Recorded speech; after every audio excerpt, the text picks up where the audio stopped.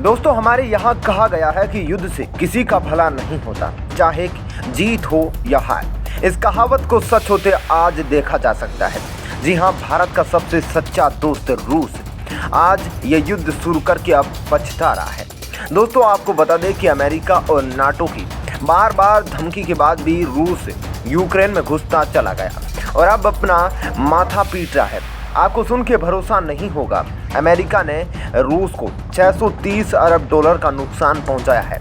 एक सेकंड ठहरिए और सोचिए, ये 630 अरब डॉलर कितना होता होगा।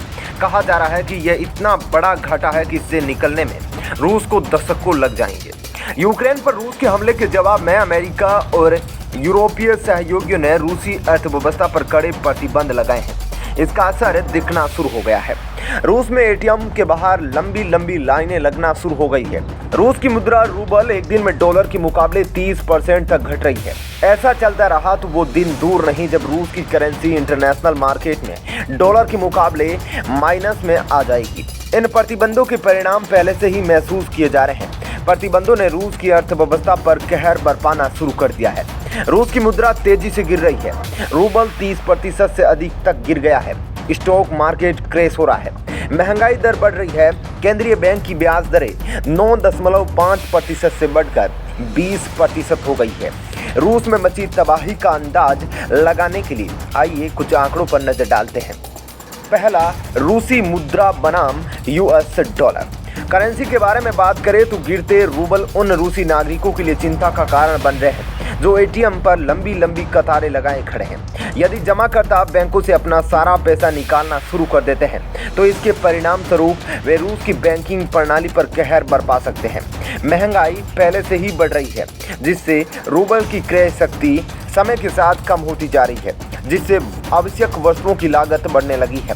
दरअसल बढ़ती मुद्रास्फीति की वजह से सरकार के प्रति अविश्वास पैदा होता है और यह बहुत जल्द रूसी राष्ट्रपति व्लादिमीर पुतिन के बारे में जनता की राय को प्रभावित कर सकती है, जिसकी वजह से निरंकुश सत्ताधारी के खिलाफ सड़कों पर अधिक विरोध हो सकता है।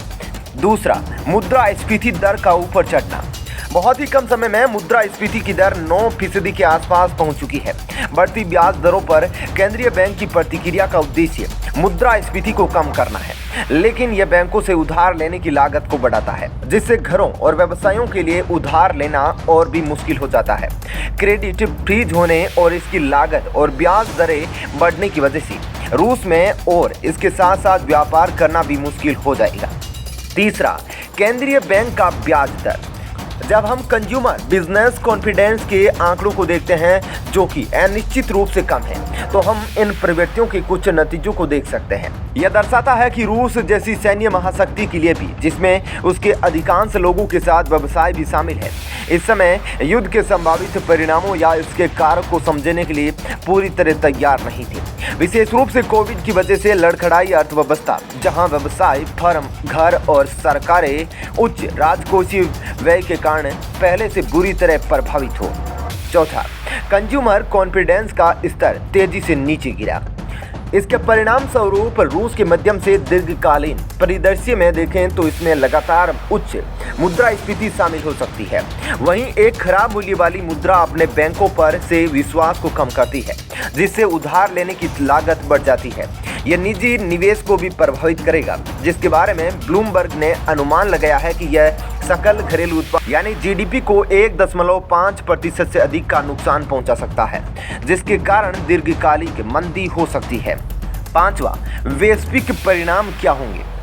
वैश्विक शेयर बाजार में देखे गए उतार चढ़ाव और तेल की कीमतों के बारे में चिंताओं के बावजूद एक लड़खड़ाई रूसी अर्थव्यवस्था का वैश्विक प्रभाव अभी भी सीमित होने की संभावना है। रूस में चालू खाते का जीडीपी अनुपात काफी कम है। यह दुनिया के 2% से कम माल का निर्यात करता है और वैश्विक शेयर बाजार पूंजीकरण के 1% से भी कम इसकी जीडीपी है।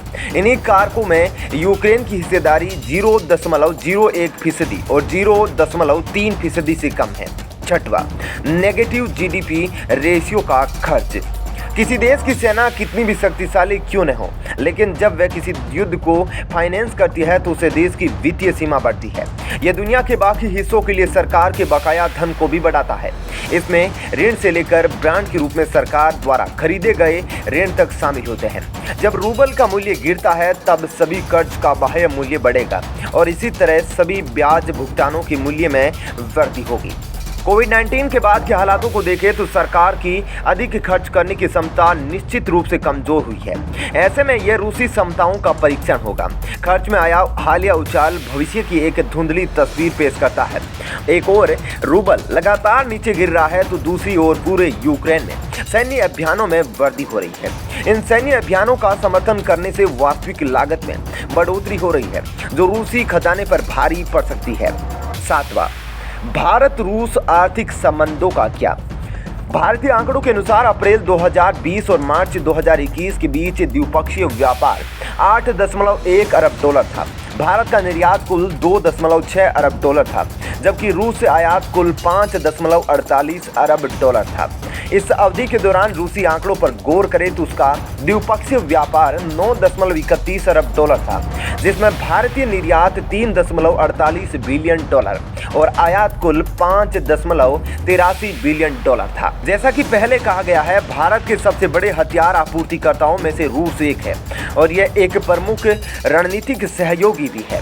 अमेरिका के साथ भारत के निकट संबंधों के बावजूद हाल ही में मोदी ने पुतिन को भारत आने का न्योता दिया था, जिसे रूस के साथ घनिष्ठ रणनीतिक गठबंधन बनाए रखने की एक तरीके के रूप में देखा गया था। इसका एक कारण रूस चीन संबंधों को मजबूत होने से बचाना हो सकता है, जो अब प्रतिबंधों की वित्तीय दबाव में और अधिक घनिष्ठ हो सकता है।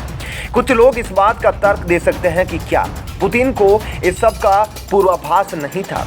ये देखते हुए उनकी क्या योजना थी? क्या उन्हें नहीं पता होगा कि प्रतिबंधों का रूसी अर्थव्यवस्था पर क्या प्रभाव पड़ेगा? या क्या उन्होंने गलत अनुमान लगाया और उम्मीद की कि यूक्रेन में उनकी आक्रामकता के लिए वैश्विक वित्तीय प्रतिक्रिया 2014 की क्रीमिया अधिग्रहण के बाद की तरह होगी? इन सवालों का जवाब देना मुश्किल होगा, लेकिन यह समय पहले से अलग नजर आ रहा है। वैश्विक वित्तीय और मौद्रिक प्रणाली भी अतीत की तुलना में बहुत अलग है। हाँ, डॉलर अभी भी प्रमुख रिजर्व विदेशी मुद्रा है, लेकिन इसकी उतनी प्रमुख भूमिका नहीं है जितनी एक दशक या उससे पहले थी। चीनी सरकार और चीनी पैसा निसंदेह रूस को उसकी वित्तीय जिम्मेदारियों से सहायता करने में अधिक महत्वपूर्ण भूमिका निभाएगा, लेकिन हम नहीं जानते कि किस हद तक। 8वां, रूस की प्रमुख कमजोरियां। अगर अमेरिका और उसके यूरोपीय सहयोगी रूस को लंबी अवधि तक परेशान करना चाहते हैं तो रूस पर प्रतिबंधों के राजनीतिक अर्थव्यवस्था की निहितार्थ कहीं अधिक खराब हो सकते हैं। ऐसे में यह संभव है कि कोई पाइपलाइन सौदे नहीं हो सकते हैं। नॉर्ड स्ट्रीम पाइपलाइन प्रोजेक्ट पहले से ही खतरे में है। रूस में और उसके बाहर प्रत्यक्ष विदेशी निवेश सीमित होगा। दोस्तों, आपका इस खबर पर क्या विचार है? कमेंट सेक्शन में जरूर बताएं और ऐसे ही जानकारी भरे वीडियो देखते रहने के लिए चैनल को सब्सक्राइब कर ले। धन्यवाद।